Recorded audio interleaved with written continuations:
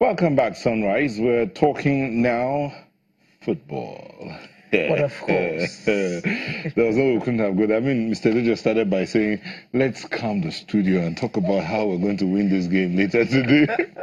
Well, to help us look at this bit, we have joining us here in the studio. I'm not going to go through the long conversations. Here in the studio, we have Jide Alaka, sports editor, Premium Times. Thank you for joining us. Thank you for having me. Also here is Ojekere Ayoje, who is a sports analyst and publisher, Niger League Magazine. Thank you. Thank you for having me. And joining us from Kaliningrad is the media officer of the Super Eagles, Tony Ibitoye.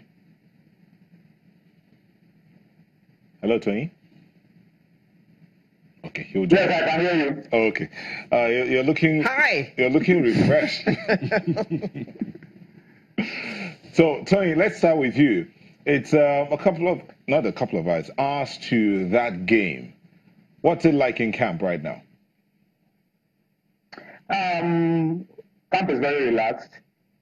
The boys are in very high spirits.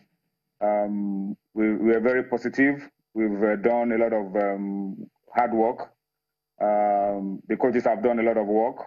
We have studied our opponents, and our boys are in good shape. So it's looking really good. We are in good mood. We are in good shape. We expect a very tough game. But we hope, we are very positive. At the end of the day, we'll get the result that we desire. And what is that result, if we may ask? 3 points. 3 points. That's what we want. Whatever the score line, the most important thing is 3 points. A winning start to the campaign, to our campaign at the World Cup. Okay, Jide. Yeah. He has said the boys are relaxed and they are focused. They've studied their opponent and they are ready to go in there for the 3 points. From what you've seen, do you agree with Twain? Even though you're not there with him. Yeah, I do, because you always hear reports. The only thing that was a little bit oury was last week when Mikel was supposed to be having a sort of leadership tussle with Onazi. But Tony and some people quickly came out and they had a video which was quite hilarious of the two warring factions sitting together and laughing. So it kind of doused that tension. And I think, like you said, for the first time, Nigeria has had a very great road in preparation for the World Cup. Okay. So we're expecting a lot. So I agree with him. Okay, Ojekere, you also agree with him? Yeah, I agree with him. Back in '94, when we were heading for our first World Cup, the Eagles were in Papendal. Credit to those who were there at that time. So they had a perfect preparation. No surprise, we did well at the World Cup. But for that, that game against Italy continues to.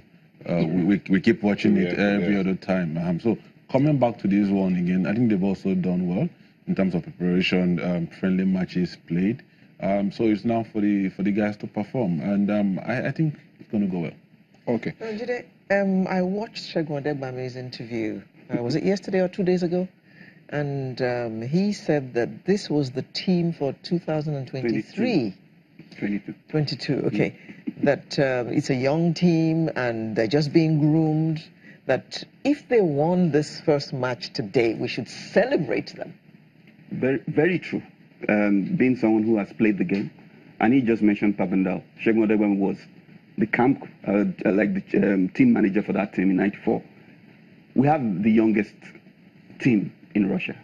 We only have like 5 players who have ever gone to a World Cup before. So there's so many things that are supposed to be stacked against them. But it could be used for them. Of course. Because there's no pressure. So I'm going for the first time. I have nothing to lose. Let me just play my heart out. Yeah, that is if they do not freeze on the big stage. Yeah. On the big stage. In 1994, we had this kind of problem also. What's it called? When we started against Bulgaria, it looked like the Bulgarians were going to take us to the cleaners in the first 10 minutes. It was so frantic. I had all the butterflies. Okay, you know what, Jide, let's just go back to Tony, because we have to let him go. Then we'll come back here and continue the conversation. Tony, is it possible for you to tell us whom we should be expecting to see on that lineup today? Very easy.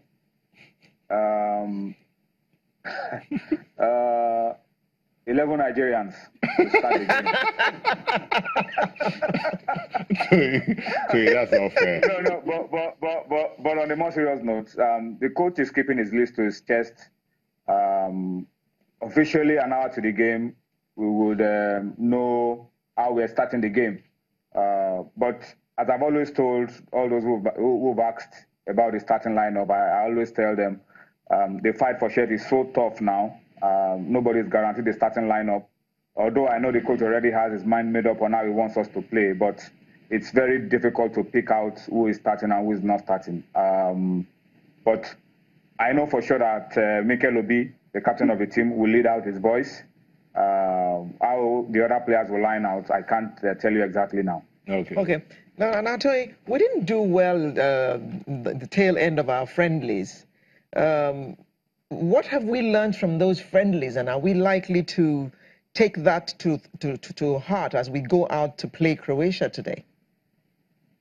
Yeah, it's very good for us sometimes to lose games and pick up positive lessons from those results and get better.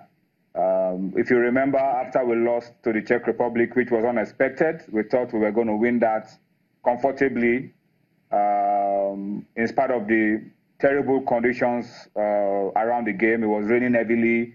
The pitch was heavy. The game had to be stopped at some point and then continued again.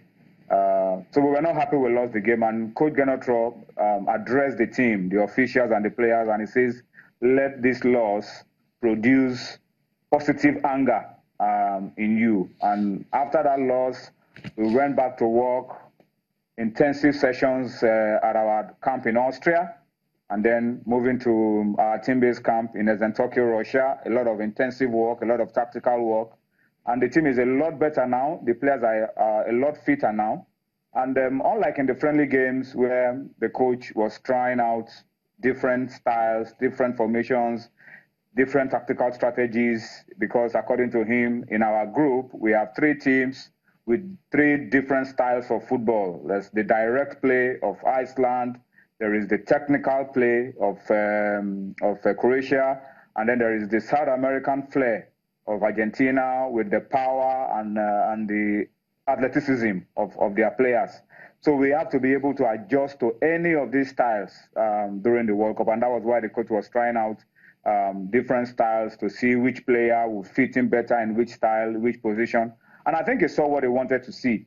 And he told us not to be too bothered about the results. He wants to see how the players will be able to adjust. And we've seen it. Now we have to get back to our own style and go out there later today and begin to make very positive impressions on the world. So we've picked up the lessons from those losses. We considered goals against England and Croatia from set pieces.